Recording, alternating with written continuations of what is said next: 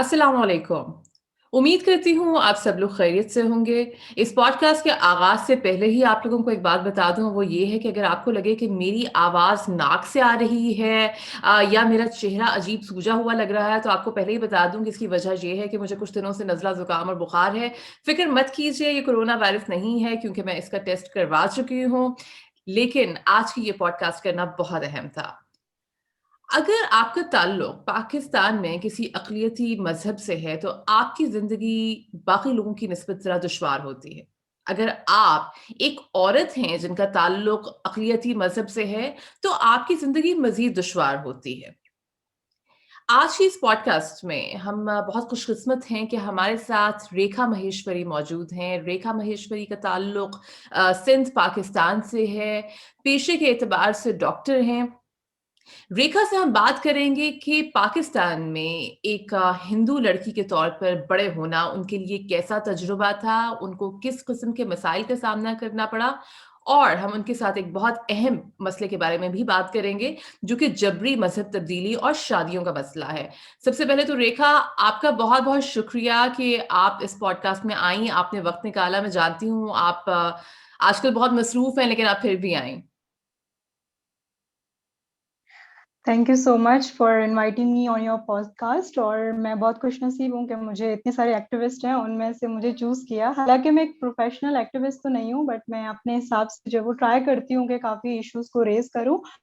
और यस, मैं एक मेडिकल स्टूडेंट हूँ, फाइनल ईयर मेडिकल स्टूडेंट, और मैं एक यू ग्रेड एलमनाई भी हूँ। मैं फॉल 2019 में अमेरिका गई थी और वहाँ पे जो है वो 6 मंथ्स अपनी स्टडीज वहाँ पे की थी।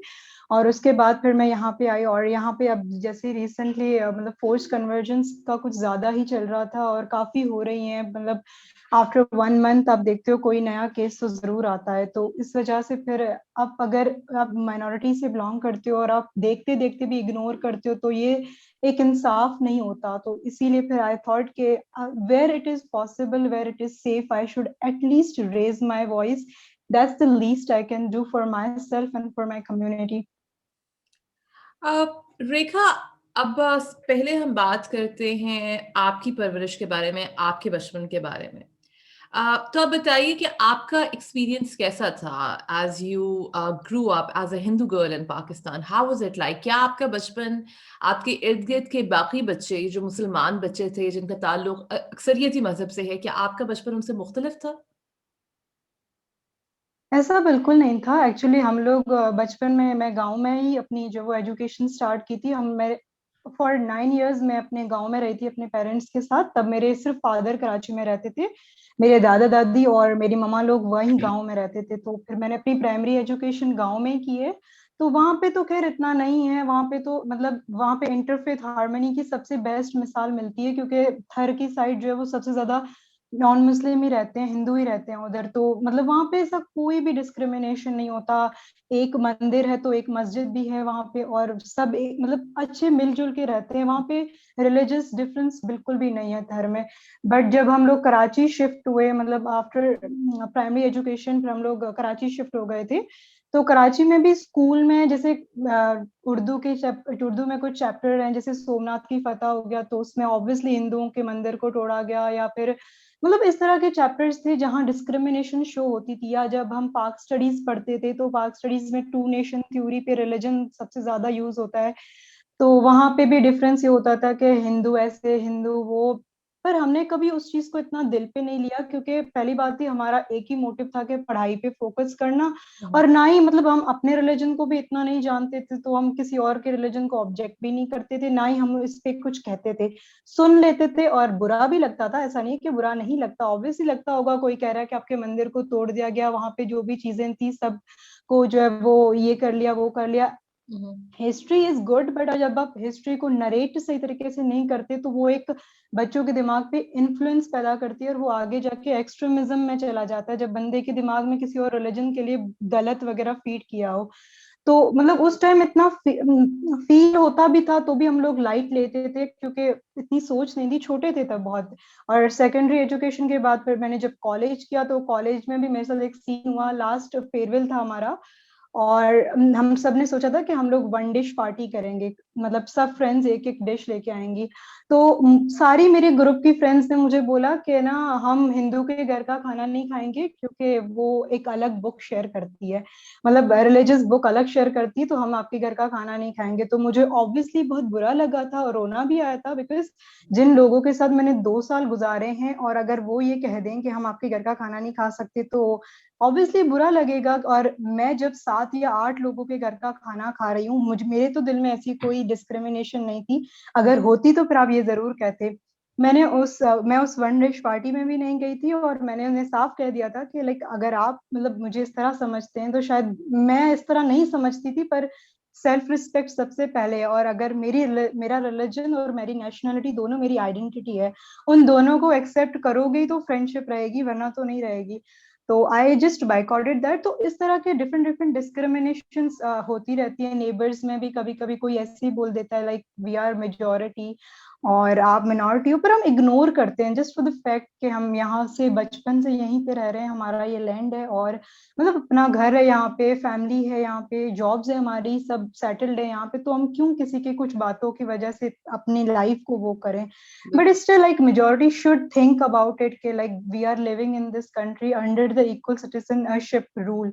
तो वो अप्लाई माइंड्स में भी करना चाहिए ना। It shouldn't be in the law book, it should be in real life as well. You should treat everyone as equal as you are, because we are having the same flag and same constitution. But वो चीज समझ नहीं आती। कुछ mindset हैं जो extremism की तरफ हैं। इवन हम लोग कुछ कोट भी करते हैं तो भी इनडायरेक्टली उनको लगता है उनको करे, but it's not like that. Everybody has different point of view. तो उसको रिस्पेक्ट करना ना, I think majority should think about that. Rekha, आपने जो ये बात कही कि आपके दोस्तों में भी ये डिस्क्रिमिनेशन एग्जिस्ट करती थी और आपको ये चीज़ बहुत बुरी लगी क्योंकि आप बड़ी हो चुकी थी, आपको चीज़ों की समझ आ गई थी और अब आपको चीज़ें ज़्यादा हिट करती थी। आपने ये भी बताया कि आपका ताल्लुक थरपारकर से है और वहाँ पर मजहबी मुनाफरत के, रिलीजियस डिस्क्रिमिनेशन के वो मसाइल नहीं हैं जो दूसरे शहरों में। जब आप लोग कराची शिफ्ट हुए, जो कि एक निस्बतन बड़ा शहर है, निस्बतन क्या बल्कि पाकिस्तान का सबसे बड़ा शहर है, क्या आपको कभी अपने मजहब की वजह से खौफ महसूस हुआ आपको, या आपके घर वालों को, कोई आपके एक्सपीरियंसेस हों, आपके घर वालों के तजुर्बात हों? इस तरह एक दफा मेरे पेरेंट के साथ हुआ भी था। Like someone asked them to just convert. मेरे पापा को बोला गया था कि आप मिलें इनसे और मतलब कन्वर्ट हो जाएं, और पापा को बोला भी गया था। बट ऑब्वियसली हम, अगर आप किसी रिलीजन पे पूरा उतरते हैं तो आप अपने स्ट्रॉन्ग बिलीव्स के साथ उतरते हैं, और आपका एक अच्छा मतलब उसके होता है कि नहीं, we are doing what we are doing and we are happy with that. So मतलब इस तरह होता है, काफी चीजें इस तरह होती हैं। But we have that ignorance, acceptance and tolerance thing in ourselves, so we just ignore everything and move on. I think पूरी हिंदू कम्युनिटी ऐसा ही करती है। और मतलब जो भी उनसे उनके साथ हजार डिस्क्रिमिनेशन हुए होंगे, आप जब सबसे पूछेंगे, थोड़ा थोड़ा तो सबके साथ ही हुआ होगा। But we just have try to move on और पढ़ाई पे फोकस किया है। और शायद यही वजह है कि हमारी कम्युनिटी जो है वो एजुकेशन में सबसे ज्यादा है, और अभी भी मतलब जो भी थ्राइविंग कम्युनिटीज हैं वो स्ट्राइव कर रही हैं एजुकेशन के लिए, बिकॉज वी जस्ट बिलीव कि अगर हम एजुकेट करेंगे अपने स्टूडेंट्स को, then we can just achieve our position. Otherwise मतलब बहुत सारे ऐसे चीजें हैं जो डिस्क्रिमिनेट करके हमें जॉब्स नहीं मिलती या कुछ भी।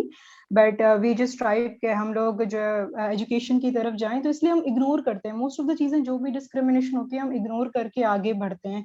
इस तरह तो मेरे साथ भी होता है। Like I was in hostel and one of my neighbour asked me to sleep with her, because वो अकेली थी रात पे। तो इसलिए उसने मुझे बोला कि आप मेरे साथ आए। तो it was like 2 or 3 AM in the night and she asked me कि तुम लोग इतने भगवानों को मानती हो, तुम्हें कभी बुरा नहीं लगता इस चीज का, why don't you convert, and तुम्हें मतलब कन्वर्ट होने का भी नहीं सोचा क्या तुमने। And Sadia, believe me, that was the time I ran from her room and then came back to my room, just because I was so afraid. Like 3 AM in the morning I went to your room just to help you because you was alone, but then you just told me this thing, just taking religion in that thing. So that there are some things which we always remember, we don't forget, but we just try to forgive and just move on. But it shouldn't happen, because people should believe that religion is a very personal thing. If you believe that your religion is best, it is best, but you can't force anyone to come into your religion when he is very much happy in his or her religion. बिल्कुल। रेखा, हमने देखा है कि सिंध में जबरी मज़हब तब्दीली या फ़ोर्स्ड कन्वर्जन्स का मामला दिन-ब-दिन बढ़ता जा रहा है। ये ज़्यादातर कम उम्र हिंदू बच्चियाँ होती हैं जिनको या तो वर्ग़लाया जाता है या फिर उनको ज़बरदस्ती अगवा करके उनका मज़हब तब्दील कर दिया जाता है, उनके किसी बड़ी उम्र के आदमी से निकाह पढ़ा दिया जाता है। क्या आपके सामने, आपके इर्द-गिर्द कुछ इस तरह की मिसालें हैं जो आप जानती हो कि जिनके साथ इस तरह हुआ हो? जी, बिल्कुल, लाइक मेरी अपनी कम्युनिटी की जो वो सबसे ज़्यादा मुझे पता चलते हैं क्योंकि घर पे वो बात चलती है। मतलब किसी से भी रिलेशन अगर नेबर वगैरह में भी अगर आने-जाने का रिलेशन है, तो उसमें भी किसी के साथ ऐसे अफ़ेयर का हो जाता है और वो उसको बातों में करके मैनिपुलेट करके रिलीजन कन्वर्ट कर देता है, ठीक है? फिर वो अडल्ट होती होती हैं, तो फिर कोर्ट में जाना भी सही नहीं रहता क्योंकि कोर्ट इज़ अलाउइंग के 21 इयर्स ऑफ एज जो है वो उसमें आप कर सकते हो, ठीक है? उस पे तो ऑब्जेक्ट कोई पेरेंट करता ही नहीं है, हालाँकि करना भी चाहे तो भी नहीं कर पाता। पर जब दूसरी कम्युनिटीज़ में 13 टू 14 इयर्स की लड़कियों को अगवा किया जाता है और उसको कन्वर्ट कर दिया जाता है और फिर लड़की को डराया जाता है कि अगर तुमने सच कह दिया तो तुम्हारे पेरेंट्स को जो है वो हम लोग मार देंगे या फिर तुम्हारे घर को ये कर देंगे, वो कर देंगे। तो दैट थ्रेट जो है वो ऑब्वियसली अगर मुझे कोई इस तरह कहेगा तो मैं तो अपने पेरेंट्स के लिए जान भी कुर्बान करने के लिए तैयार होंगी। तो वो तो लड़कियाँ भी इस तरह ही हैं, तो वो तो ऐसे ही कोर्ट में भी बोल देती हैं कि हाँ, हम लोगों ने जो है वो इस तरह किए। बट इमेजिन यार 13 इयर्स की लो बच्चियां, जब मैं 21 इयर्स की हूँ, मुझे अभी नहीं पता कि मुझे अपनी लाइफ में क्या करना है। My parents are doing everything for me और उनको सारा हक है करने का। तो एक 13 साल की बच्ची जिसने अपना 13 साल की आरजू 13 साल की थी, अभी जो कविता है वो भी 13 साल की बच्ची है और अभी रिसेंट दोबारा जो पूजा का केस आया है वो भी 13 साल की या 14 साल की बच्ची है। पेरेंट्स को असली उम्र पता है, फिर कोई इस पे यकीन क्यों नहीं करता? मुझे ये समझ नहीं आती। इवन कोर्ट भी ये कह देता है कि उसने जो है वो रजामंदी से एक्सेप्ट किया है। मुझे ये समझ नहीं आती, 13 साल की बच्ची जिसने अपना, हमारे रिलीजन में कोई भी जो है वो फोर्स नहीं है। इवन अगर मैं रिलीजियस बुक्स पढ़ती हूँ तो मेरे लिए अच्छा है, अगर नहीं भी पढ़ती तो मेरे पेरेंट्स ने मुझे कभी भी नहीं बोला होगा कि you should study religious books, कभी भी नहीं बोला है, ना ही रिलीजन को स्टडी करने के लिए बोला है। बिकॉज दे बिलीव कि if you are doing that's good, if you are not doing that's okay, completely okay with us. तो कभी उनको क्या पता, वो पढ़ाई, उन्होंने पढ़ाई नहीं की, तो रिलीजन की स्टडी तो एक दूर की बात है। कोई 13 साल की बच्ची कैसे कन्वर्ट हो सकती है? कन्वर्ट का आपको पता है, आप 1 या 2 साल उस रिलीजन को स्टडी करो, रिसर्च करो, सब चीजें पढ़ो, समझो कि वो कहना क्या चाहता है, हुँ। उस रिलीजन के मोटिव्स क्या हैं, उस फैक्ट क्या है, रियलिटी क्या है, टीचिंग्स क्या है। इन सब से बालातर होकर आप 13 साल की बच्ची को घर से ही लेके जाते हो और घर से लेके और फिर वहां पे कन्वर्ट करके फिर वो यही जवाब दे देती है कि हाँ, मुझे, मैं अपनी रजामंदी से हुई हूँ। क्या ऐसा हो सकता है? क्या 1 मिनट के लिए हम इस चीज की नहीं सोच सकते कि यही चीज अगर किसी और के साथ हो, क्या वो एक्सेप्ट करेंगे अपनी 13 साल की बच्ची या 13 साल की बहन या 13 साल की कोई भी रिलेटिव को इस तरह किसी के साथ? नहीं एक्सेप्ट करेंगे। 44 इयर्स एज, अभी जो आरजू का केस था उसमें भी 44 इयर्स ऑफ एज के साथ उसकी शादी करा दी गई और उसके मतलब इस तरह होते रहते हैं। पर हम एंड में ये होता है, सारी इन्वेस्टिगेशन करो, वो करो। आरजू के पास तो नादरा का भी सर्टिफिकेट था, फिर भी किसी ने उसकी बात नहीं मानी। क्यों? आखिर नादरा का रोल क्या है? आइडेंटिफिकेशन देना ना। पेरेंट्स जो है वो नादरा का सर्टिफिकेट शो करते हैं कि हमारी बच्ची जो वो इतने साल की है, फिर भी एक्सेप्ट नहीं करता कोर्ट, जस्ट बिकॉज उसने एक्सेप्ट किया है, भले वो 13 इयर्स की हो। पर हुँ। ऐसा क्यों? मतलब हमारे पास अगर कोई लीगल डॉक्यूमेंट होगा तो वो एक नादरा का एनआईसी होगा या बर्थ सर्टिफिकेट होगा। उसके अलावा तो पेरेंट्स को पता होगा कि कब उसका पैदाइश है या नहीं, पर उसको भी एक्सेप्ट नहीं किया जाता because everyone is in delusion कि उसने अपनी तरफ से किया होगा। थोड़ा सोचने पे, इस पे मजबूर करना होगा, मेजोरिटी को सोचना होगा कि ये चीजें मिनॉरिटी फेस करती है यहाँ पे और करती आ रही है।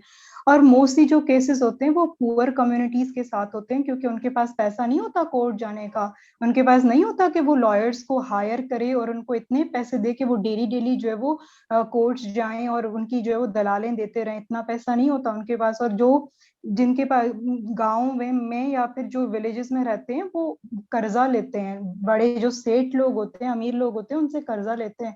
और जब वो कर्जा नहीं चुका पाते तो वो, मैंने ये भी देखा है कि 110 लोग जो वो कन्वर्ट हो गए थे जस्ट बिकॉज दे वर इन डेब्ट।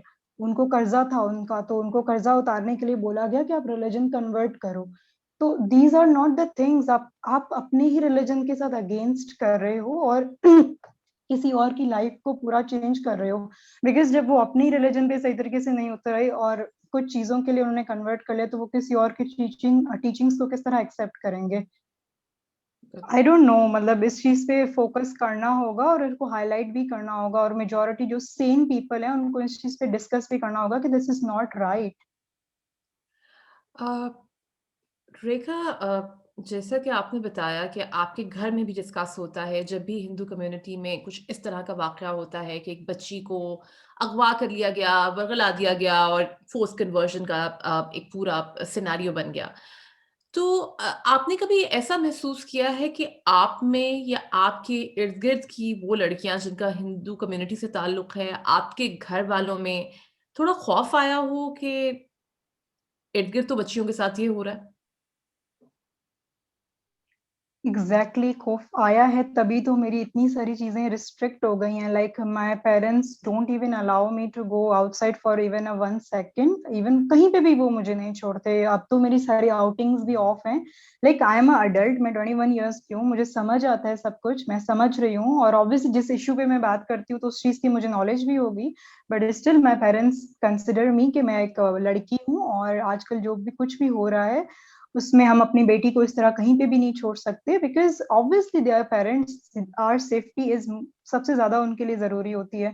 तो वो कहीं, इवन मेरे तो फ्रेंड से उन्होंने बात करवाना भी मतलब काफी रिस्ट्रिक्ट कर दिया है। वो मना करते हैं कि इस तरह के केसेस हो चुके हैं और यू शुड बी केयरफुल, मैं तुम्हें दोबारा कहीं पे भी ना देखूं इस तरह बात करते हुए। आई नो कि ये गलत है, वो मुझे इस तरह रिस्ट्रिक्ट नहीं कर सकते, बट उनकी भी मजबूरी है, because they don't want to lose their daughter. और इस तरह मैं अगर एक बेटी हूँ, तो इस तरह मतलब 1000 बेटियां हों या जितनी भी हों, हर हर माँ बाप को औलाद बहुत प्यारी होती है, और उनको नहीं पता कि कब जो वो उनके हाथ से निकल जाए। क्योंकि जब हम कम्युनिकेट करते हैं किसी इंसान के साथ, तो हम इमोशंस में बह जाते हैं, और इमोशंस में हमें नहीं पता लगता कि हम गलत कर रहे हैं या सही कर रहे हैं, भले वो जिस रिलीजन से भी हो। I am not particular indicating one religion, but I am just considering everyone. तो वो उन्होंने वैसे ही रिस्ट्रिक्ट कर दिया, और अब तो खैर और ही रिस्ट्रिक्ट कर दिया, कहीं पे भी नहीं छोड़ते, लिटरली बिलीविंग। मैं आउटिंग भी नहीं करती, कहीं पे भी नहीं जाती। ये नहीं कि मैं माइनॉरिटी से हूँ, तो फोर्स्ड कन्वर्जन तो चलो एक और ही अलग टॉपिक है। एज यूजुअल भी जो है वो girls are not safe here, मतलब अगर आप अकेले बाहर निकलते हो, that there is a lot of things you have to face, बहुत सारी चीजों को फेस करना पड़ता है। और इवन मैं अगर हॉस्टल से भी आती हूँ, तो मेरे भाई वगैरह जो है वो मुझे ले वहां तक, मतलब जहां तक मुझे ट्रांसपोर्ट छोड़ती है, उस स्टॉप से मुझे खुद लेने आते हैं। मतलब कहीं पे भी जो है वो जरा सा भी 5 मिनट्स भी they don't leave me alone, just because it's not safe. कहीं भी कुछ भी हो सकता है, and you are not aware about that. तो भले मैं बड़ी हो जाऊं, जितनी भी बड़ी हो जाऊं, जब तक पेरेंट्स जो है वो मुझे इस चीज का नहीं समझेंगे, they always think we have to protect our daughters. बहुत कुछ हो रहा है, और बहुत सारी लड़कियां चली भी गई हैं जस्ट बिकॉज थोड़ी कम्युनिकेशन होती है, थोड़ा बढ़ाया जाता है और कन्वर्जन हो जाती है। और पेरेंट्स को तो ऑब्वियसली नहीं अच्छा लगेगा, बिकॉज 21 ईयर्स या 18 ईयर्स या 17 ईयर्स से वो अपने बच्चों को पाल रहे हैं, और एकदम से अचानक से कुछ मंथ्स में ये सब हो जाए, तो उनके लिए एक थ्रेटनिंग होगा, उसके उनके लिए एक अनएक्सेप्टेबल चीज होगी। So yeah, they have restricted my every activity, and whatever I'm doing on social media is very cautious. और मेरे पेरेंट्स को पता भी है, but they have told me that you have to be very cautious, because अगर कुछ भी हो गया, we are not responsible for that, and मेरे पास इतने पैसे नहीं है कि मैं तुम्हारे लिए कुछ भी करूँ। सो मैं जहाँ लगता है मुझे कि I can use my words, I do, but I am even personally I am very afraid of everything. Like मैं जो भी शेयर करती हूँ, there is a fear in me that my words can be reflected in some other way, उनको किसी और वे में समझा जा सकता है। बिकॉज जिस वे में, जिस मीनिंग में आप लिखते हो, आप जनरलाइज करते हो, आप स्पेसिफाई तो नहीं कर सकते किसी इंसान को या किसी भी चीज को। बिल्कुल, तो बिल्कुल। जनरलाइज करते हो, तो वो कभी भी किसी के भी सेंटिमेंट्स को हर्ट कर सकता है। और वर्ड्स तो मतलब आजकल तो ब्लास्फेमी का केस आपको भी पता है कि जरा सा भी कुछ होगा, there is a law which is constantly being used by majority to target minorities, और every day there is a case। and इसी की वजह से जो वो मेरे अंदर ही एक खौफ है, तो पेरेंट्स के अंदर तो ऑब्वियसली होगा, क्योंकि वो इस सोसाइटी में रह रहे हैं, सब देख रहे हैं, पर वो कुछ कर नहीं सकते। हम तो एक कॉमन पीपल हैं, because we are just common people. जो मिनिस्टर्स हैं वो भी कुछ नहीं कर सकते, they are again and again trying to pass conversion bill, but it is not being passed, वो पास ही नहीं हो रहा। सब कह रहे हैं नहीं विलफुली जो है वो कन्वर्ट होती होंगी। आप 13 साल और 13 साल या 12 साल की बच्ची को अगर आप एक्सेप्ट कर रहे हो कि विलफुली कन्वर्ट हो रही, then I don't know what should I say, I am just speechless for that. Rekha, जो आपने अभी कहा कि आपका सेल्फ सेंसर बहुत ऑन हो चुका है क्योंकि कुछ पता नहीं कि आपके अल्फाज को क्या बना लिया जाए, क्या समझ लिया जाए, तो मैं इस सिलसिले में आपकी इस बहादुरी की बहुत तारीफ करूंगी कि आप इस सब के बावजूद आप ये पॉडकास्ट कर रही हैं और आप इस पॉडकास्ट में भी बहुत खुलकर ह्यूमन राइट्स के बारे में, माइनॉरिटी राइट्स के बारे में बात कर रही हैं। अम, अब हम अपनी इस पॉडकास्ट के इख्तिताम की तरफ पहुँचते हैं। मैं जानती हूँ आपका वक़्त बहुत कीमती है और आप वैसे भी बहुत पढ़ने वाली बच्ची हैं। तो हम अब आते हैं इसके इख्तिताम की तरफ और वो ये है रेखा, आप क्या कहना चाहेंगी पाकिस्तान के एक आम इंसान को, पाकिस्तान में बसने वाला एक आम इंसान अ, जो कि अपने मुल्क में अमन तो चाहता है, लेकिन उसके लिए वो सब कुछ नहीं कर पा रहा या वो सब कुछ नहीं करना चाहता जो करना चाहिए। आपको क्या लगता है कि पाकिस्तान में बसने वाले मुसलमानों को, पाकिस्तान में बसने वाली अक्सरियत को, वो क्या करना चाहिए कि रेखा और रेखा जैसी और बहुत सी लड़कियाँ खुद को महफूज़ समझें, उनके वालिदैन को उन पर इस तरह की लिमिटेशंस ना लगानी पड़ें कि बेटा आप घर से बाहर नहीं निकल सकती? जी, बिल्कुल, बहुत अच्छा सवाल है। देखो, प्रोग्रेसिव पाकिस्तान तभी बनेगा जब हम एक साथ मिलकर काम करेंगे, इर्रिस्पेक्टिव ऑफ आवर रिलिजन। अगर कोई किसी भी पेशे में काम कर रहा है या पढ़ रहा है, तो उसका पहला मोटिव होता है अपनी कंट्री को सर्व करे, फिर कहीं और सेटल हो, सबसे पहले ये होता है। पर अगर जब हर चीज़ में हम रिलिजन को इन्वॉल्व करेंगे, तो डेफ़िनेटली हर किसी के लिए प्रॉब्लम होगा, क्योंकि personal belief and personal faith जो है वो हर किसी का अपना होता है और कोई भी इस पे समझौता नहीं करना चाहता। अगर आप नहीं करना चाहते तो कोई भी नहीं करना चाहेगा, बिकॉज़ एक टीचिंग्स हैं, उसको बचपन से दी गई हैं उसके पेरेंट्स से, तो कोई भी समझौता नहीं करेगा। तो आई जस्ट